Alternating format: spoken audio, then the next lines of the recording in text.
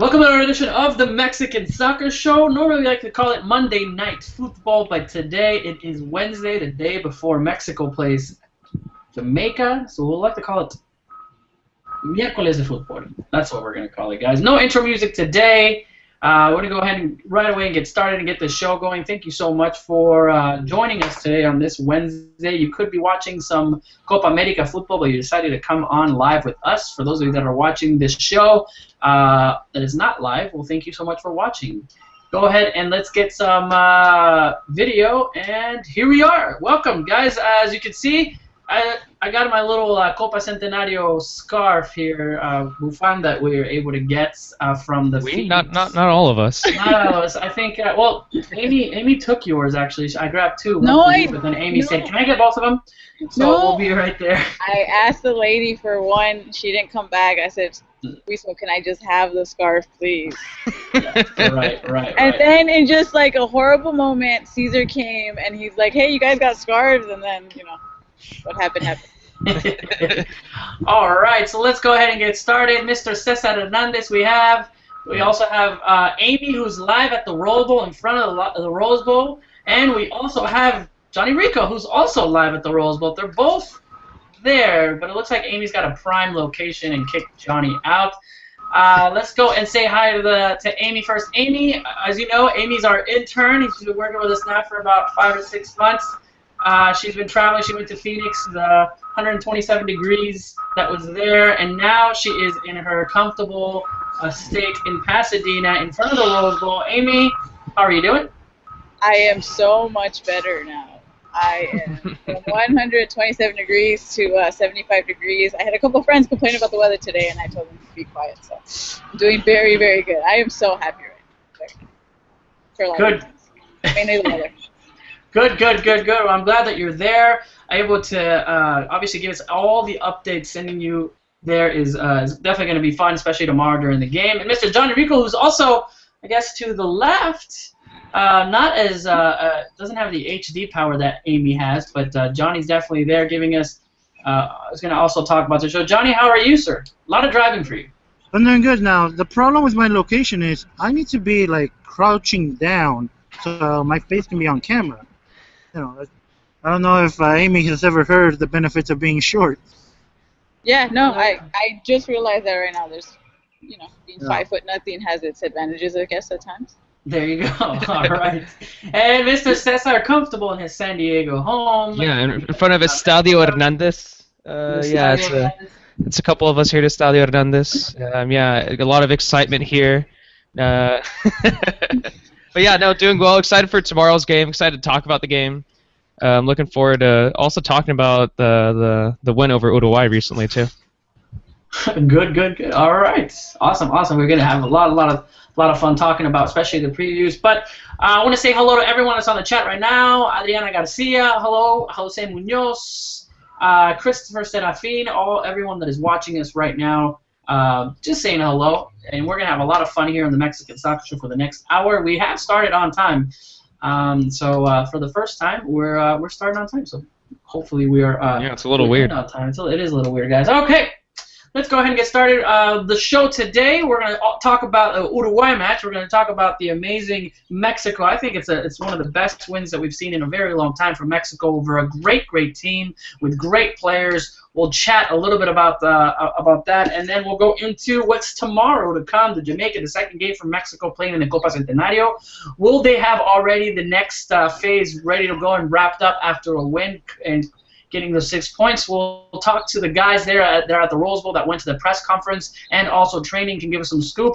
And then if we have the time, a little bit about the draft, the craziness of who goes where, the rumors. It feels like every hour there's someone going to America or going to Chivas, and then it doesn't get confirmed.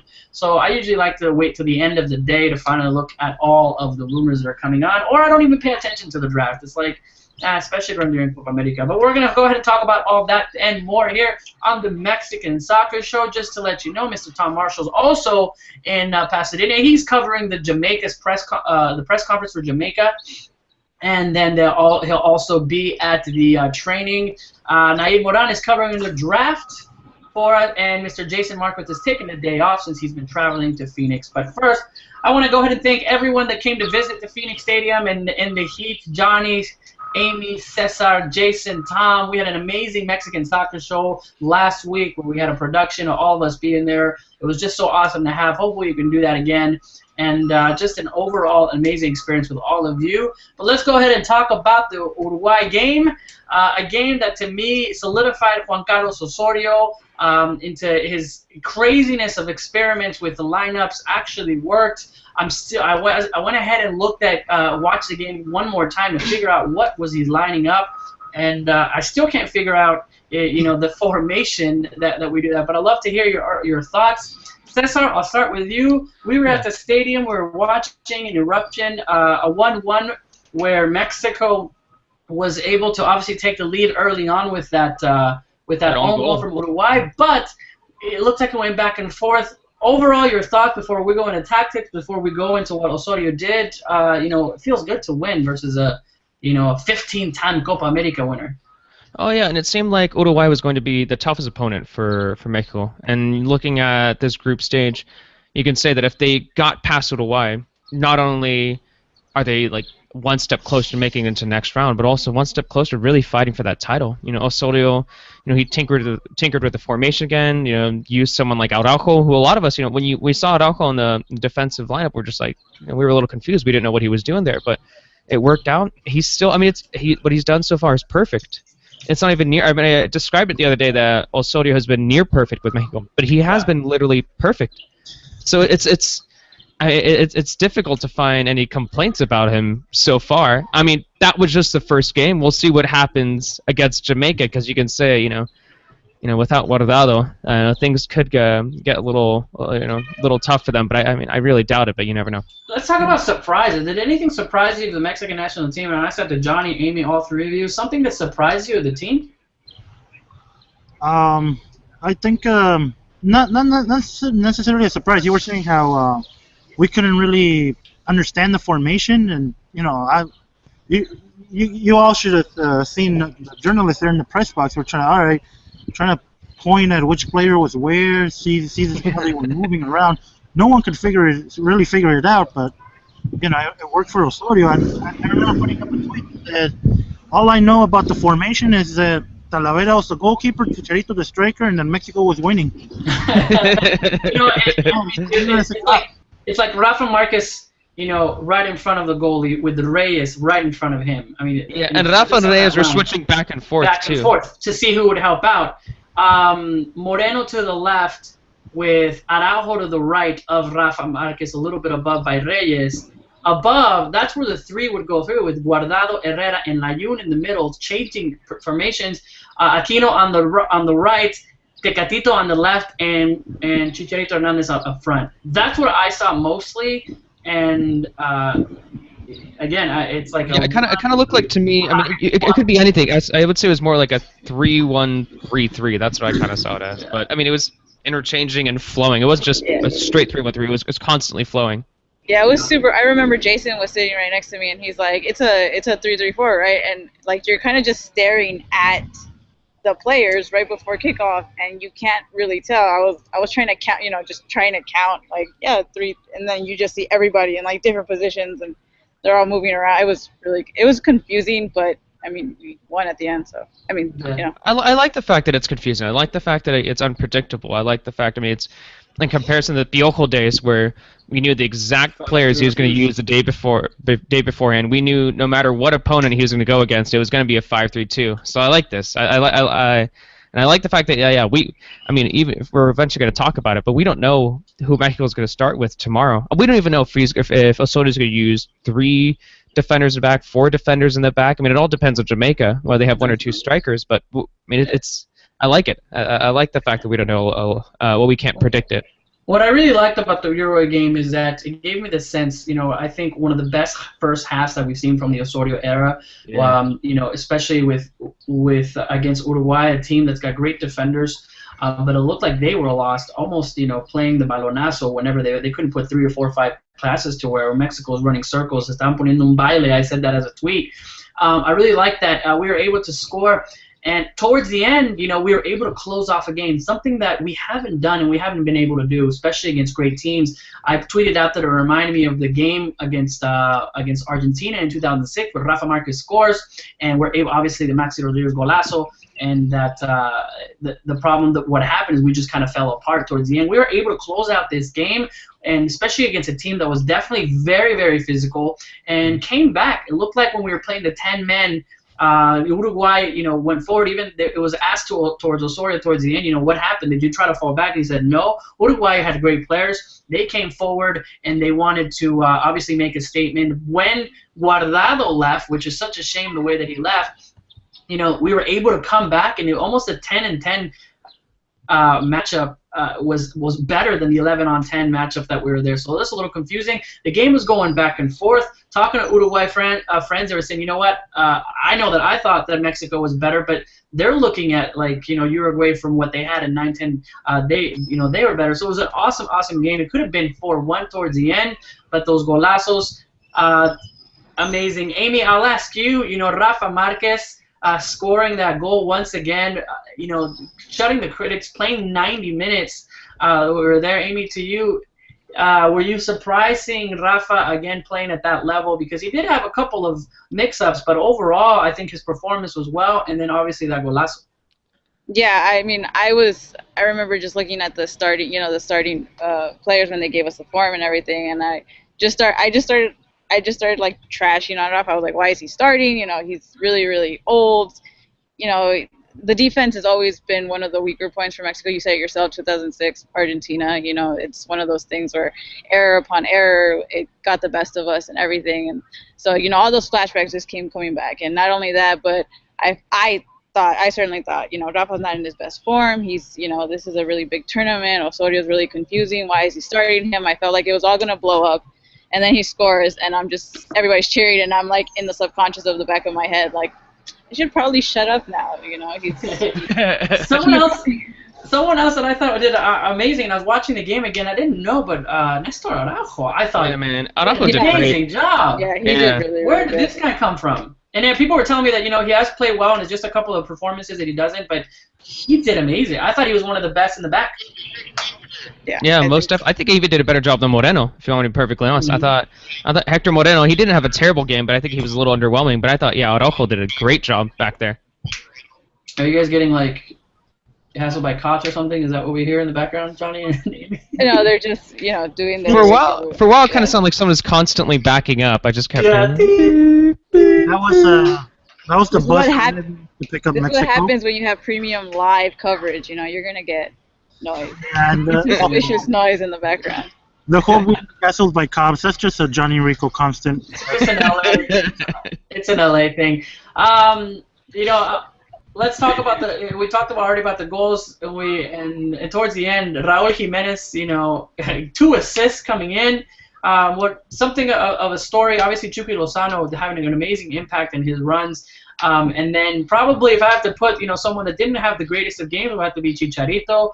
Not because, you know, he wasn't there, just like balls, really a lot of balls didn't really get to him, but you could also say it's one of the best defenses in the world with the defenders that they have. So ultimately, when Raúl came in and was able to, I mean, I'm looking back at his assist, and that little assist to Herrera for that third goal is genius, just the way he flicks it over, and Herrera comes in. It looks like they almost had a 4th goal between him, but overall, I would say that the subs worked, except I kind of felt a little weird about it, and I kind of didn't like the Dueñas sub.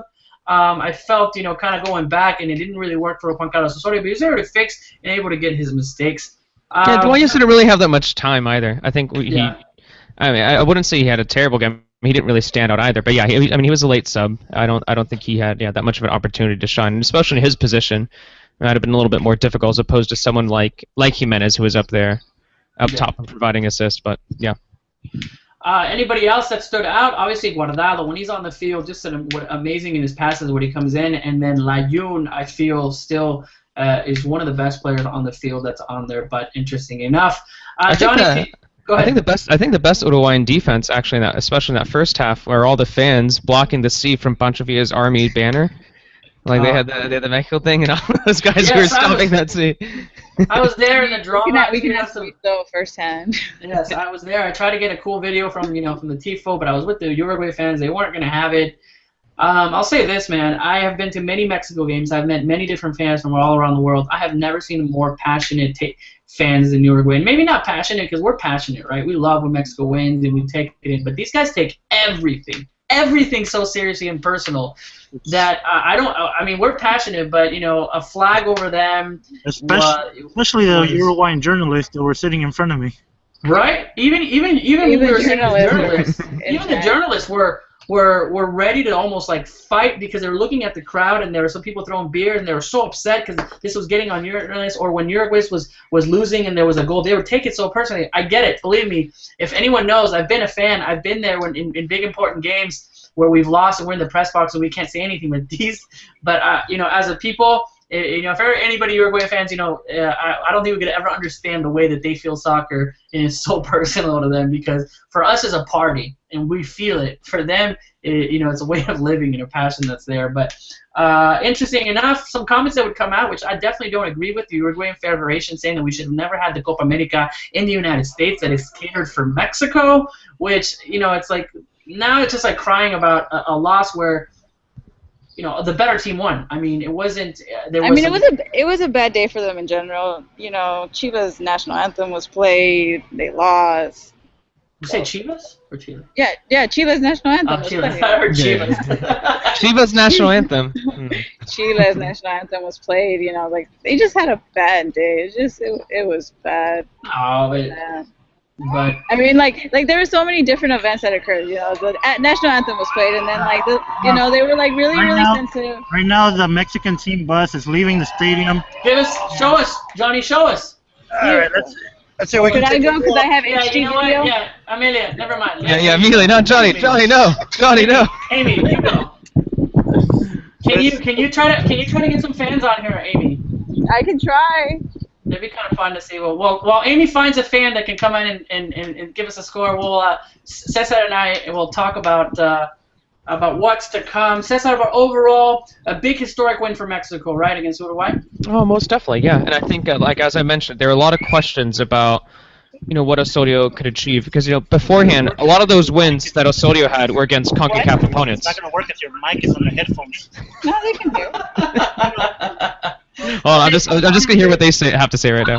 I'm gonna mute Johnny and Amy. So tell me when you anywho, so I mean, a lot of those wins that Mexico was having beforehand, it was against. Alright, never mind. Let's see what's happening with the. Yeah. I'll shut up now. Let's see what they have going on over here. They said no. They got mad at us. Police harassment once again. Wait, who got mad at you guys? Security guard. Stadium security. Fight the power, Johnny. Push through. Wait. Hold on. I usually fight the power, but not power with guns. Look, there's a bus. Oh, there you go. Okay, I see it. Wait, you can't get over there by the bus, Amy? No, I think they just don't want us to block the bus as it's leaving. But we're not blocking the bus. You're up top. You're above. Keep walking. Just say you're from the Mexican Soccer Show. I'm sure they'll understand. We're journalists from the Mexican Soccer Show, and we're live. There we go. Hey, there we go. Yeah. Okay, I'm right here. All right. I apologize. Okay. That guy in the security is looking at you behind you. Watch out. It's okay. He smiled at me earlier, so it's all good. Well, this is what happens when you're like. Oh, you can see Tecatito getting on the bus. Let's see. He's coming behind you. I can't. We're recording a live show right now. Yeah. Good job. That worked? Yeah, great job. Wow, well done. I would have walked away and been like, sorry. All right. I'm happy to be back in LA. That's it. See, good thing you're in LA, because if you were in Arizona, I think you would have definitely been arrested by now. They're going into all right, well, guys, there it is. If we're looking at a live shot from Amy, you're gonna see the bus leave. This is historic. Johnny, let me see where Johnny's at. Johnny's lost. Johnny is. There we go. Johnny, I don't want you guys to get. Guys, if you get arrested or you get in trouble, just say you're from another network or from somewhere else. That way, they don't revoke anything. You see all the cops So as we're getting ready to see, the Mexican national team is leaving. What are they yelling at? It's a live show. Okay? Oh, it's a live show. We're just showing them. All right. Okay. This is fascinating. Amy's getting controller. All right, guys. Amy, This is fascinating. Sorry. Well, that was fun while it lasted. You know, we saw a few players, so it's all good. All right. All right, I'll mute Amy and Johnny. Amy, you should interview the cops and see what their prediction will be for tomorrow. Okay, Amy and Johnny, go back to your spots, and we'll get started as soon as you get back. Sad, let's talk about. We were talking about a historic win. That was fun while it lasted. There we go. All right, go ahead, Cesar. Yeah, sure. Yeah, no, like I said, like I was saying before, all those fans were screaming way too loud. You know, it was, Mexico, they have a current, I think it's 19 games without a loss, and most of those have been against CONCACAF opponents. So I think, that's something to be proud of, and that's, don't get me wrong, that's really impressive. But I think the question has been for a while is if Mexico can do that against bigger opponents, whether they could do that against, Brazil, or they could do it at Colombia, or even like Uruguay. They did that against Uruguay. Granted, they didn't have Luis Suarez, but it was very impressive. And the way they did it, and especially with Osorio's substitutes in the second half, they looked very good. And you think after this that, as I mentioned earlier, that maybe they do have a chance to fight for the title. This year. Yeah. It's funny that. Oh. I needed something like that to convince me, Johnny. Yeah, it's true. We wanted to see the experiment. We didn't really face any great opposition. Honduras was the hardest, but it's not like the Honduras team is that great. I think this convinces everybody. There's Argentina 2-2, but other than that, I also think that, it could have. If we look back at Uruguay missed some serious chances in front of the goal. Yeah. That could have been a 1-2. We could have seen a tie. We could have seen a lot, and it's interesting. It's not over yet. Now we're going to go against Jamaica, and I think that's where we'll kind of start going, guys. Amy and Johnny, what is going on, especially at the, obviously in the press conference that you guys, we weren't able to usually give you the Periscope that we have, that we've done before in the past, or give you live practice. So, Johnny, sum up what happened. You were doing some live tweeting from there. Any? Yeah, I put up some quotes on our Twitter, but it was mostly Osorio saying words without saying anything of in the press conference. Oh, I think we so froze a little bit. It's ironic because Johnny, can you hear me? Yeah, I can hear you. Yeah, so what happened at the press conference? It was Osorio mostly, saying words, but without saying anything of substance, kind of trying to say as many words as possible without answering the questions that were being asked. He was being asked who will replace Guardado, and basically, to sum everything up in that press conference, it all depends on the opponent.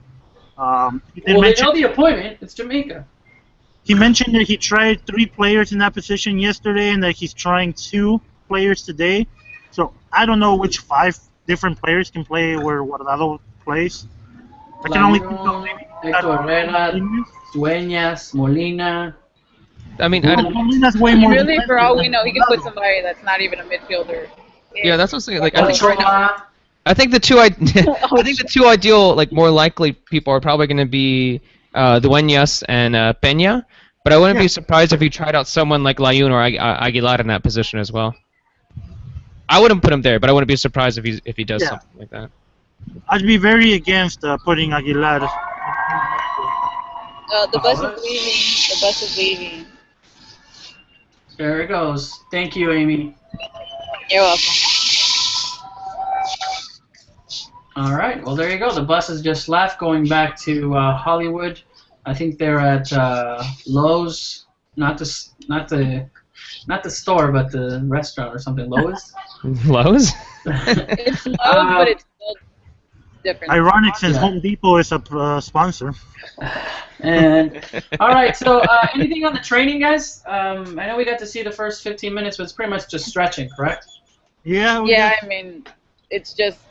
Osorio, not much happening. They're stretching. They're doing their basic little warm-ups, going back and forth, little quick sprints. But after, it was just 15 minutes, so we didn't get much. And I think that's the tough thing. When I watch the trainings in Phoenix as well, Osorio isn't going to give out any little information. Even with the trainings that I saw in Phoenix, he had all three starting goalkeepers. He had all three goalkeepers training at the same time. He didn't show preference over the other. It was very obvious that if he wasn't going to give any hint to the press of what he wanted to do, I'm sure that's what he did today as well. And it was just very basic, and you weren't going to be able to get really anything from that. At least if you're trying to if you're trying to predict the starting lineup for tomorrow. You know, it's funny because at the San Diego game, we were able to go for 30 minutes and watch the practice, like a full-on head-on practice, which is the difference between that and then even at the Crockham Stadium when we were there for like 20-30 minutes, and he was doing full-on. He did that it's funny because he also did that in Vancouver. When we were in Vancouver, he was able to see that. It looks like Copa America is only when they say it's the first 15, you're not going to see anything. Maybe the last 15 minutes, you're able to see something. Yeah. That's where we're at.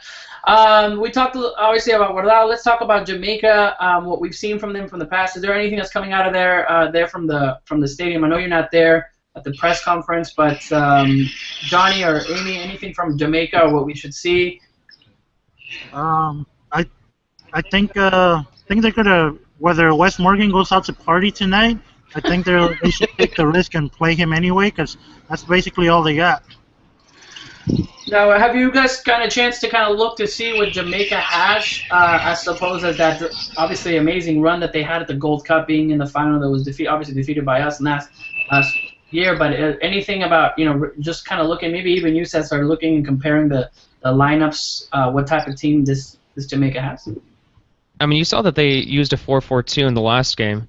They're using two strikers, so that seems to dictate that maybe Mexico will be using three center backs tomorrow. But after that red, I forgot who got the red from the last game from Jamaica. That shakes things up a little bit, and especially now that they have the loss, you would say that they should. I mean, you would have expected them to kind of be sitting back against Mexico, because traditionally they've done that. But they need a win tomorrow. I mean, they lost to Venezuela, and I don't think they were expecting that all whatsoever. I'm sure they were at least expecting a draw. No. So now, go ahead. I don't think Jamaica are in desperate need of a win. I think if you offer them a draw right now, they sign on the dotted line, because there's still one more game to go. Yeah, I mean, but it's just it's a difficult situation. But still, Jamaica, I see them sitting back against Mexico, parking the bus. They will not risk pushing that much forward unless elimination's on the line, and elimination won't be on the line unless they lose. Quit backing up, Johnny. Yeah, so Johnny, sorry. I don't know. I think just going back, I think we also said it best yesterday when we were having our argument. everybody wants to beat Mexico. Everybody wants to be able to show that they're capable of beating Mexico. Jamaica clearly showed a really good tournament during the Gold Cup, and I mean, we surprised everybody by winning the Gold Cup when we faced Jamaica. I just think that it's just as important of a game as it was with Uruguay, if not a little bit more, because they can surprise us, they can score a goal, and we're all just going to be sitting there like, wait, how did that happen? They just had a great game against Uruguay. So, I mean, I don't think that we can, be too relaxed about this either, because, Jamaica did make it to the final for the Gold Cup, so clearly they're a powerful team. Definitely. What happened in Haiti today? I wasn't able to see the score. Was it 7 goals? I think it was 7-1. 7-1. Oh, they were able to score. I mean, that tells you right there. I mean, Brazil's just going and making, obviously scoring as much as possible and having fun out there and not letting go. The positives, obviously, now we haven't heard anything on Guardado. If you haven't heard, Guardado is going to be out for almost, especially for this game, but not only because of the red card, but also an injury. Anything on that, Johnny or Amy, on not who's replacing him, but or even Cesar with Guardado's injury? Will he be ready to go for the next game, or maybe wait until the next round? I didn't hear anything regarding injury. I saw that he was that he was training separate from the team. I think a couple days ago and yesterday as well. But I think today he was, if I remember correctly, I could be wrong. He was actually training with the team a little bit. Okay. So Yeah, I think he was there. He was like we're just talking about like in terms of who's going to replace him and stuff. It kind of looked like he was just there training. He wasn't really kicking the ball. He was more just, it was 15 minutes, so he was just kind of there talking to, the trainers and, grabbing some balls. But he was asking if he could kick. He was asking if he could participate. It didn't look like he was, injured in any way. If anything, I mean, this might be a good thing that if he was a little bit injured, then it's good to give Guardado a little bit of a break before entering. I mean, what seems to be like Mexico's likely going to enter into the knockout round. So I mean, it might be kind of a good thing to give him a little bit of break, and maybe that the red card he got was like a blessing in disguise. Yeah, definitely. Anybody else hurt or made up to the side? Any other injury news that you can tell us, guys? I don't think it was that big of a deal, but when they were doing their quick sprints back and forth, like for some reason, Diego Reyes started looking like his hand was bothering him, and then him and Raul Jimenez were kind of playing around. So I thought he was just like goofing around again. But then when he called them up after stretching to start, kicking the ball and start doing their little set plays and whatnot, he went to the trainer and started saying that his hand was bothering him, and then it was time for us to leave. So I don't know if that's going to become a major thing, but he was definitely showing his hand to the trainer and saying that he had some discomfort in it. Perfect. And Diego Reyes is an important part of this the starting 11, because once again Juan Carlos Osorio mentioned in his press conference that he wants a team flexible in the defensive line to adjust to either one striker or two striker opponent, and Diego Reyes and Rafa Marquez are those two guys that are flexible enough to jump from midfield into defense. Good. I'm wondering if there's going to be, obviously we're always looking at the starting 11, if there's going to be changes there, not just necessarily with Guardado, but does Guardado really change everybody else? Is he using somebody for Guardado now with another? That's going to be definitely very interesting since he's having repeated lineups. About Jamaica, getting the 3 would be key, having those 6 points, and maybe even getting into Venezuela. We definitely want to make sure that we're at the top of the group, so not taking it easy on the third game. Especially what we have ahead, if it's the Chile and Argentina group that we're going to be going against. And by looking at Chile, by looking at Argentina, I don't want to face either of them.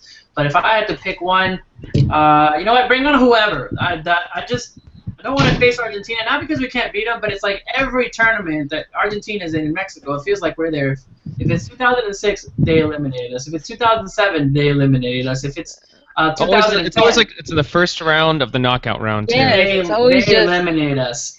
And then obviously Holanda. But let's face Chile. I think I would love to face Chile. Now they know what we've seen in a very important game, and see what. I'll be definitely afraid of Vidal, of Alexi, and one more time. Just the amazing team that they have, but we'll see. I have a feeling that Pizzi is not as good as San Paolo, and we're seeing that already. But interesting enough, this Copa America so far to you guys a little bit kind of away from Mexico. Are you enjoying it? Are you seeing the goals? Are you feeling it like it's a real Copa America? For some reason, once the game started, it was great, but now that I'm seeing, it feels like this tournament has just been thrown together, and there's a lot of little things that are just not going the right way, from national anthms to misspelling Colombia. To misspelling Colombia on Adidas advertising. I don't know. It feels like the United States isn't taking this and not doing like simple things. Is misspelling Colombia that even during Costa Rica's game? I mean, I tweeted out that they misspelled match on the emails to course. Like, how does you have one job? How do you not double check to make sure everything? Like, if you're I feel we have high standards of work, like work production here in the United States, especially for tournaments. But if these mistakes were happening at a Copa America in South America, no one would be making that. I mean, I know the national anthem one, everyone would make a big deal, rightfully so. But the other little things like that, I think, just stuff happens. But there's a difference between stuff happens and come on, in the same tournament. I mean, let's look at. Communication-wise, the way it's running, even to the point of where having the wrong Cuadrado for the Ticos versus Dempsey, or having Urania and having Saborio in the different pictures. It's not necessarily just the Gold Cup. It looks like everyone wasn't ready for this tournament and doing research. And I know we all make mistakes, but it's I was embarrassing. I was laughing about it, but it's like. They had Jason Derulo for the opening ceremony. Like, I don't know how much you guys know about it, but it's like they literally were like, wait, we need to find a singer, and they're like, Google quick pop stars, and they're like, get that guy, and you know, Wait, it's like, who's Jason Derulo? my point exactly. You know, that they were just like, let's just get somebody like that guy's kind of famous. He had a song like 2 years ago. Let's go ahead and grab him, and you know, it's very disorganized. It feels everybody complains about it. They were complaining about it in the press box when we were in Phoenix. You know, it just feels really. You know. I mean, also, I guess looking past the technical issues, I mean, those things could be solved. But you do wonder about attendance for the rest of the group stage. I mean, other than the Mexico game, you've looked at. I mean, when I've seen the other matches on TV, it looks like there are a lot of empty seats. They look empty, but this tournament is, you know, just on the stadium sizes alone. This tournament's putting in a little under 40,000 average per game. You know. No country in South America could match that. That's true. That's true. And for what I was also going to mention too is I think a lot of it has to do. I mean, when you're paying, I don't even know how much it is for the cheapest tickets. Yeah, for a group stage match, you know, it's I don't know. It's pretty. I mean, maybe it shouldn't be that surprising to see those low attendance numbers in the stands, except for Mexico match, because we'll pay $500 to go see a match in Antarctica. So. That's just where we'll bring the whole family and whatnot to Antarctica. It's kind of funny that you mentioned ticket sales because I have family members that are trying to get tickets to this game at the Rose Bowl, and they said that they're actually decreasing, which is kind of weird considering, you know, the big game and everything. But I mean, if that's happening for a Mexico game against Jamaica, I don't know what the other. Well, what's been happening is that people were buying them, and now they're lower on like StubHubs and all those types of places. They're actually lower to buy them because they bought so many on those group stages, you know, and how we are. So, yeah, you're right, Johnny. You couldn't pack in 40,000 people, but at the same time, it looks like there's nobody at those, you know, at the other matches, and we'll see. Mexico wasn't even sold out in Glendale. Did you guys know that? Was it 60,000 and 20 something? And yeah, 60,025. 67,000 is what it's what Glendale. So tell me a stadium where Mexico would put 60,000 people in South America, so it could be a real Copa America. I think anytime that Mexico played, I think they could have played with 60,000, not necessarily just Mexican fans, but whatever the fans from that country is at. Or maybe but what maybe would have been a better idea is maybe you could have had the same prices, but perhaps had some of these group stage matches in soccer-specific stadiums, as opposed to NFL stadiums. They couldn't do that because they got the calendar in December. And they couldn't put that because of that. I mean, I get it, but at the same time, this is why putting everything together. And why did they put everything together? Because of the corruption in CONMEBOL and CONCACAF. And why was it corruption? Well, there you go. I mean, it comes down to those people that were corrupted and couldn't decide on it. That, you know, they knew that Copa Centenario was going to be the United States, but because of all the crap that was going on, you know, they couldn't sit down, and finally at the end of December they were able to do that, which ruined everybody's plans and everything. What I don't like is the fact that we cannot periscope and we can't do our normal activities there at the games, which is ridiculous because we're not rights holders. I'm sorry, but I think that's kind of dumb. Also, have we spent like the past? And it's not even. Sorry, Cesar, but it's not even just like rights holders and non-rights holders. There was actually this lady who told somebody, like, are you live? And he's like, no, I'm with Univision. And they're like, there's a difference between Univision Local and Univision, like the bigger spectrum of it. So they're like completely just restricting like anybody who doesn't have rights, you know, media. You know what's funny is that you can't take pictures, you can't take video in the press box, and it's like John Arnold said to me, why don't we just get tickets to the game and we can do anything we want there on the stadium. We can report, we can periscope, we can do whatever. But I know we shouldn't be maybe complaining because we're going, but at the same time we want to. I was gonna say I think the past 10 minutes we've just been complaining about the Copa America. Well, you know what? I said we shouldn't have had it here. I as much as I wanted to last year when I said another tournament, give these guys off if we were with confederations. I don't mind not coming to this tournament, but it's here. It's awesome. Whatever. Hey, you guys are not gonna ruin Copa America for me. I mean, I mentioned it last week. Copa America has been something special since I was 8. So. Yeah, this is a Copa America with an asterisk, though. Let's be honest. It's like at the bottom. You have to read the fine print. Yep. All right, guys. Asterisks, and I cannot lie. Johnny went there. All right, guys. Thanks to everybody that's on, Mr. We'll have a lot of coverage tomorrow. Amy and Johnny and also Joel will be out giving you the color. So please stay tuned to the. We're not going to mention the big transfer news. Oh yes. Never mind. We go back to transfer. Are we going to talk about the biggest transfer news of Torrado to Indy 11 and the NASL? I mean, it's all in our minds right now, right, Johnny? That's exactly what Johnny's saying. Was like coach. That's why I'm shaking right now. I've heard of one, but I've heard of one of those. But what is a Gerardo Torrado? He's a Houston guy. He used to play abroad. I don't know. That's all I know about him. He tackles a defensive midfielder. That's about it. I saw that obviously he was going, but he's going to the NSAL. Where's his team at? They're in Indianapolis. Yeah. Prime soccer spot. Try ask me more questions about him, and I'll struggle to give you answers. You guys didn't go to the press conference, Amy and Johnny? You were there, right? He was in LA. He was in Hollywood. I wasn't driving from San Diego to Pasadena while that was happening. Amy, come on, you're there live already. Get with it. Also, good little reminder for us after we were complaining about the last 10 minutes about the Copa America, blah blah blah. Let's see. Jaime Gutierrez says, "Hey guys, most L3 fans would kill to have your access." LOL. Yeah, you're right. Yeah. Something to keep in mind. First world problems. First world problems. I can't record video, but I get to see Chicharito 5 feet away from me. We're trying to give you the, They're not letting me Periscope, but he's literally right there. I just said hi to him and he invited me to dinner, but I can't post any videos. This is terrible. I'm talking to the Landeros, but I can't do things. So what are the big other news, Johnny and Cesar, on the draft? Well, Johnny, tell us. You got Silvio Romero to America. Yeah. That's one of the bigger news of the day, though. I mean, I know it's not that exciting. Fingers. We lose a Benedetto and pick up a Romero. I'm not that excited. I mean, there are a lot of clubs who would love to have a Romero right now. Yes, but there's one Johnny Rico that would love to have a Benedetto instead of a Romero. Benedetto didn't want to be there anymore. You keep having these this Argentinos leaving you. But you know what? Turco Mohamed has left you. And Benedetto has left you.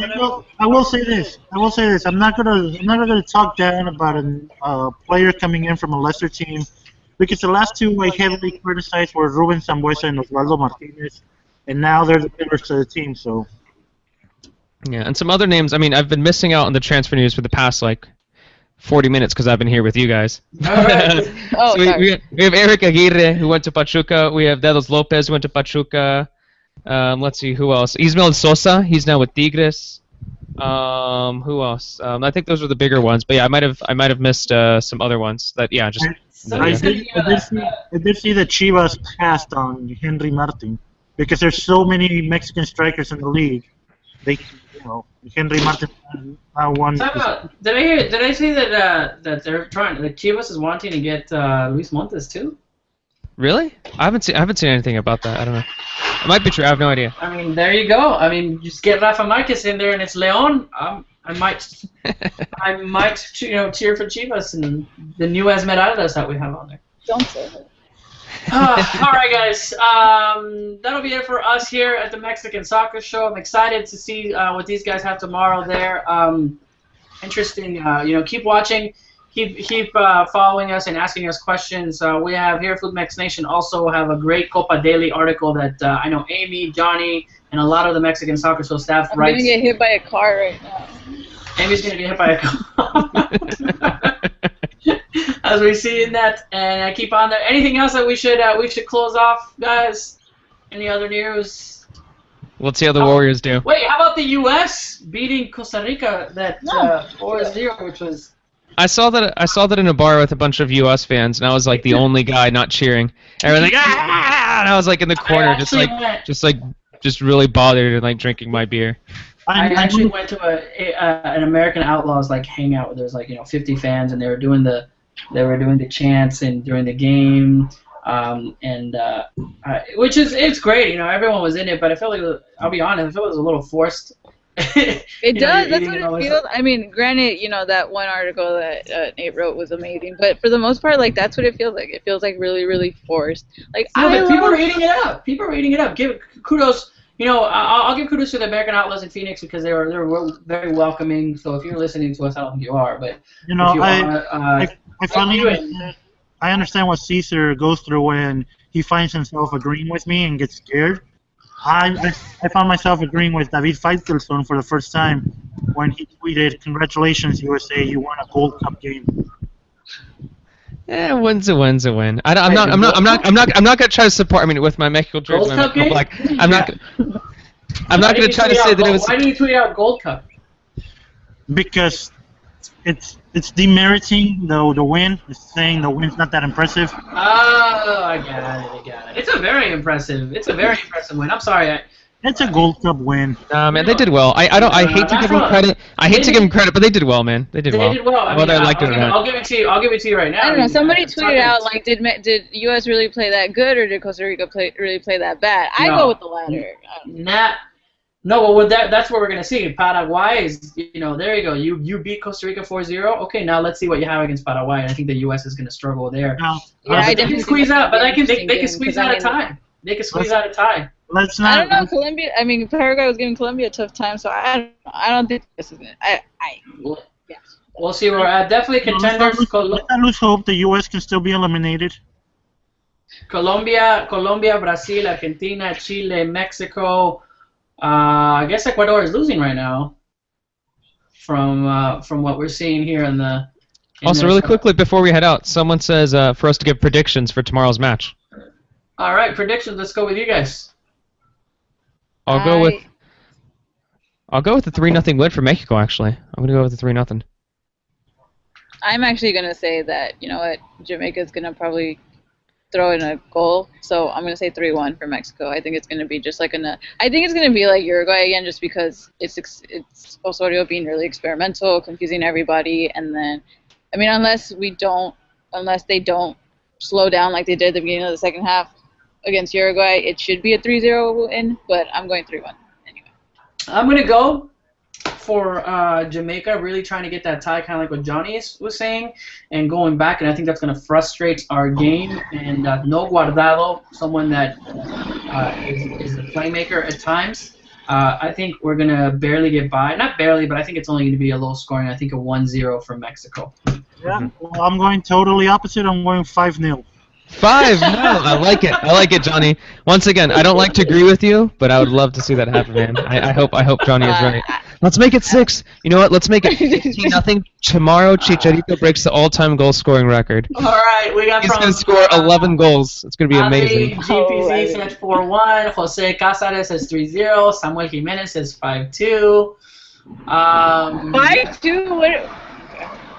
Hey, you remember that? Was it Trinidad and Tobago game? 4-4 or 3-3? Oh man, that was crazy. True. That's why I'm saying it's like 3-1, because it's going to be one. I don't think they're going to have that much pressure. It's going to be that frustrating for Mexico, but there's definitely going to be a goal in there from Jamaica.